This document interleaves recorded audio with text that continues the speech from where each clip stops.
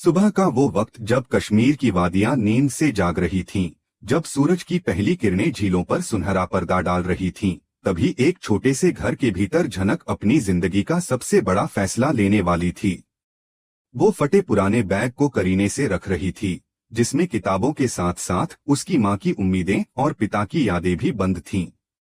उसके चेहरे पर हल्की सी थकान थी, लेकिन आंखों में जो चमक थी वह किसी भी सूरज को मात दे सकती थी। वह डॉक्टर बनना चाहती थी, सिर्फ एक डिग्री नहीं बल्कि अपनी माँ का सपना पूरा करने के लिए। दरवाजे पर खड़ी उसकी बीमार माँ ने उसे जाते हुए कहा, बेटी, शहर के लोग अलग होते हैं, ध्यान रखना। झनक मुस्कुराकर बोली, माँ, अब तुम्हारी बेटी कमजोर नहीं है। और उस एक पल में उसने जैसे अपने डर को पीछे छोड़ दिया। सड़क पर झनक के कदम धूल में घुलते जा रहे थे। उसके बगल से चमचमाती कारें गुजरतीं, जिनमें हंसते हुए स्टूडेंट्स अपने कॉलेज की ओर जा रहे थे। वह दृश्य किसी फिल्म जैसा था, जहां दुनिया दो हिस्सों में बंटी दिखती है, एक जिसके पास सब कुछ है और एक जिसके पास बस सपने हैं। झनक उसी दूसरे हिस्से से आई थी। कॉलेज का गेट सामने था, ऊंचा, शानदार और डरावना भी। उसने गहरी सांस ली और अंदर चली गई। अंदर कदम रखते ही उसके संघर्ष की असली कहानी शुरू हुई। रिसेप्शन पर बैठे क्लर्क ने उसे आधे घंटे तक बिठाए रखा। जब आखिरकार उसका नंबर आया तो उसे प्रिंसिपल मिस्टर वर्मा के ऑफिस में भेजा गया। ऑफिस में जैसे हर चीज उसकी औकात पर सवाल उठा रही थी। आलीशान कुर्सी, चमकता हुआ फर्श, दीवारों पर बड़े बड़े सर्टिफिकेट्स और बीच में वो छोटी सी झनक जो अपनी फाइल को कसकर पकड़े बैठी थी। मिस्टर वर्मा ने उसके फॉर्म को ऊपर से नीचे तक देखा और बोले, बेटी, तुम्हारे मार्क्स तो बेहतरीन हैं, 95%, लेकिन रिकमेंडेशन लेटर कहाँ है? और हाँ, एडमिशन फीस की पहली किस्त 5,000 रुपए अभी देनी होगी।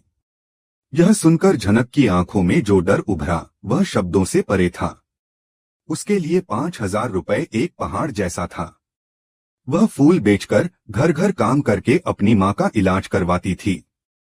लेकिन यहाँ तो एक नए युद्ध की शुरुआत थी। कैमरा उसके चेहरे पर ठहरता है, आंखों में नमी है, होंठ कांप रहे हैं, फिर भी वो खुद को संभालती है। सर, मेरे पास अभी पैसे नहीं हैं, पर मैं मेहनत करूंगी। मैं स्कॉलरशिप के लिए अप्लाई करूंगी, पार्ट टाइम जॉब भी कर लूंगी।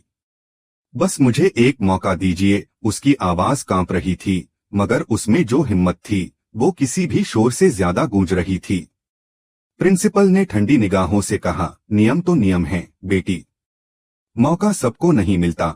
और वह चुपचाप कमरे से बाहर निकल आई। कॉलेज के लंबे कॉरिडोर में वह अकेली खड़ी थी। चारों ओर हंसी की आवाजें, स्टूडेंट्स की भीड़ और बीच में वो अकेली, टूटी मगर फिर भी जिंदा। वह एक बेंच पर बैठ गई। उसकी आंखों से आंसू बहने ही वाले थे, लेकिन उसने फिर उन्हें रोक लिया। नहीं, मैं हार नहीं मानूंगी, उसने खुद से कहा। तभी बैकग्राउंड में धीरे धीरे वही म्यूजिक बजने लगता है जो हमेशा कहानी में किसी बदलाव की आहट देता है। कॉलेज के गेट की ओर से स्लो मोशन में चलता हुआ कोई आता है, सफेद शर्ट, नीली जीन्स और हाथों में ऑर्किड्स का गुलदस्ता। वह ऋषि था। राजवीर सिंह, वही जो हर बार स्क्रीन पर आते ही दिलों की धड़कनें बढ़ा देता है। वो अपनी गर्लफ्रेंड आदि को सरप्राइज देने आया था, लेकिन किस्मत ने उसके लिए एक और सीन तैयार कर रखा था। उसकी नजर झनक पर पड़ती है, एक बेंच पर बैठी, आंखों में दर्द लिए, और वह सब भूल जाता है। वह लगभग भागते हुए उसके पास आता है। झनक, तुम यहाँ? और ये चेहरा इतना उतरा हुआ क्यों है? झनक चौंक जाती है, जल्दी से आंसू पोंछती है और मुस्कुराने की कोशिश करती है। अरे ऋषि भैया, कुछ नहीं, बस एडमिशन का थोड़ा सा इशू है। लेकिन ऋषि कोई साधारण लड़का नहीं था। उसने उसकी आंखों में छुपी सच्चाई पढ़ ली। थोड़ा सा इशू, उसने कहा। बोलो क्या हुआ? झनक ने सब बता दिया, फीस की रकम, रिकमेंडेशन लेटर, प्रिंसिपल का रवैया, सब कुछ। ऋषि चुपचाप सुनता रहा। उसके चेहरे पर गुस्सा और दुख दोनों एक साथ झलक रहे थे। यह तो बहुत आसान बात है, उसने कहा। मैं प्रिंसिपल को जानता हूँ, वो मेरे पापा के अच्छे दोस्त हैं। रिकमेंडेशन की चिंता मत करो। यह सुनकर झनक का दिल एक पल को थम गया। उसे यकीन नहीं हुआ कि कोई यूं उसकी मदद करने को तैयार है। मगर उसी पल एक अजीब सी झिझक भी हुई, क्या ये मदद है या एहसान? उसकी आंखों में सवाल थे, लेकिन शब्द नहीं। ऋषि ने हल्की मुस्कान के साथ कहा, झनक, तुम्हारे सपने मेरी आंखों में भी हैं। मैं नहीं चाहता कि तुम सिर्फ इसलिए पीछे रह जाओ क्योंकि तुम्हारे पास पैसे नहीं हैं। सीन यहीं खत्म नहीं होता। झनक का चेहरा कैमरे में धीरे धीरे क्लोज होता है। उसके चेहरे पर राहत की झलक है, मगर दिल में तूफान। वो जानती है कि यह कहानी अब और पेचीदा होने वाली है, क्योंकि किस्मत ने अब दो राहें रख दी हैं, एक जो सपनों तक जाती है और एक जो दोस्ती को परखने वाली है। उस दिन जब वो कॉलेज से बाहर निकली, आसमान में हल्के बादल थे, हवा में ठंडक थी, पर उसके अंदर एक नई गर्मी थी, उम्मीद की, जज्बे की और शायद एक अनकहे डर की भी।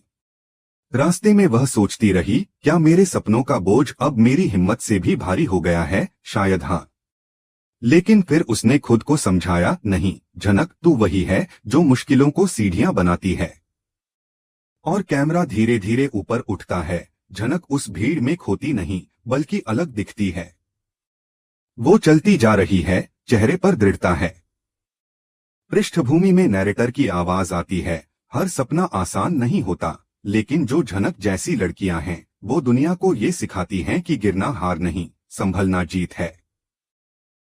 और इसी के साथ झनक की जिंदगी के नए अध्याय की शुरुआत होती है, जहां उसका संघर्ष अब अकेला नहीं, बल्कि उसका साथी भी है, उसका इम्तिहान भी। कहानी यहीं खत्म नहीं, बल्कि यहीं से शुरू होती है, उस मोड़ से जहां दोस्ती और किस्मत दोनों उसे परखने वाले हैं।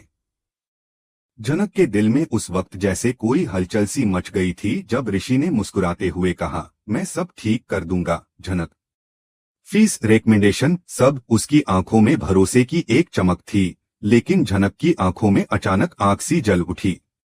उसने तुरंत हाथ उठाकर उसे रोक दिया।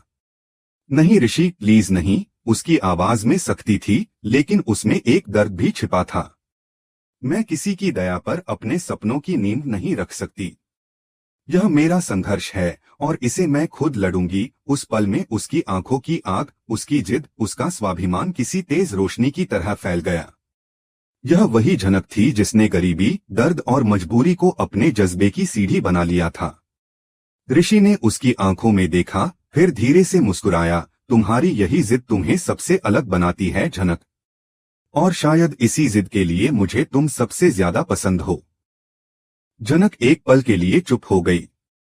उस चुप्पी में कई अनकहे भाव थे। ऋषि ने आगे कहा, ठीक है, मैं जबरदस्ती नहीं करूंगा, लेकिन याद रखना, मैं हमेशा हूं तुम्हारे लिए, सिर्फ एक दोस्त की तरह। वो पल इतना खूबसूरत था कि जैसे वक्त वहीं ठहर गया हो। लेकिन ऋषि जो बाहर से झनक की इच्छा का सम्मान कर रहा था, अंदर से वही पुराना जिद्दी ऋषि था। जब झनक वहां से चली गई तो उसने एक कोने में जाकर फोन निकाला और प्रिंसिपल मिस्टर वर्मा को कॉल किया। अंकल, ऋषि बोल रहा हूं। एक लड़की है झनक, बहुत टैलेंटेड है, लेकिन गरीब बैकग्राउंड से है। आप उसका एडमिशन कर लीजिए, मेरी पर्सनल सिफारिश पर। प्रिंसिपल, जो ऋषि के पिता का पुराना दोस्त था, तुरंत मान गया। ऋषि बेटा, तुम कहो और हम ना करें। बस समझो एडमिशन हो गया। ऋषि ने राहत की सांस ली, लेकिन उसे नहीं पता था कि यह मदद आगे चलकर एक तूफान को जन्म देगी। अगले दिन सुबह झनक घर पर उदास बैठी थी। माँ खांसते हुए बोली, बेटी कुछ हुआ? तभी फोन की घंटी बजी। बोलो मिस झनक, आपका एडमिशन कंफर्म हो गया है, कल फॉर्मेलिटीज के लिए आ जाइए। झनक की आंखें चमक उठी। वह माँ को गले लगाकर बोली, माँ, मेरा एडमिशन हो गया, मैं डॉक्टर बनूंगी। माँ की आंखों में आंसू थे, खुशी और गर्व के। मेरी शेरनी, तूने कमाल कर दिखाया। कैमरा उस भावनात्मक पल को पकड़ता है, माँ बेटी का आलिंगन जिसके बीच में उम्मीदों की एक रोशनी चमकती है। लेकिन इस खुशी की रोशनी के पीछे एक अंधेरा भी था, आदि। वही कॉलेज की क्वीन जो खुद को सब कुछ समझती थी, जब उसे अपनी सहेलियों से पता चला कि एक फूल बेचने वाली लड़की झनक का एडमिशन हो गया है तो उसके चेहरे पर मुस्कान की जगह गुस्से की लकीरें उभर आईं। वह चीख उठी, कौन है ये झनक? किसने इसे अंदर आने दिया? गुस्से में वो सीधा ऋषि के पास गई। तुमने किया ना ये सब? तुमने उस मिडिल क्लास लड़की को मेरे कॉलेज में एडमिशन दिलवाया। ऋषि शांत स्वर में बोला, आदि, झनक बहुत टैलेंटेड है, उसने ये मौका डिजर्व किया है। लेकिन आदि सुनने के मूड में नहीं थी। मुझे फेयर या अनफेयर से मतलब नहीं, मुझे बस ये नहीं चाहिए कि वो तुम्हारे करीब आए। उसके शब्दों में जलन, असुरक्षा और अहंकार का जहर था। वो वहीं नहीं रुकी, गुस्से में सीधा प्रिंसिपल के ऑफिस में घुस गई। सर, आपने उसका बैकग्राउंड चेक किया है?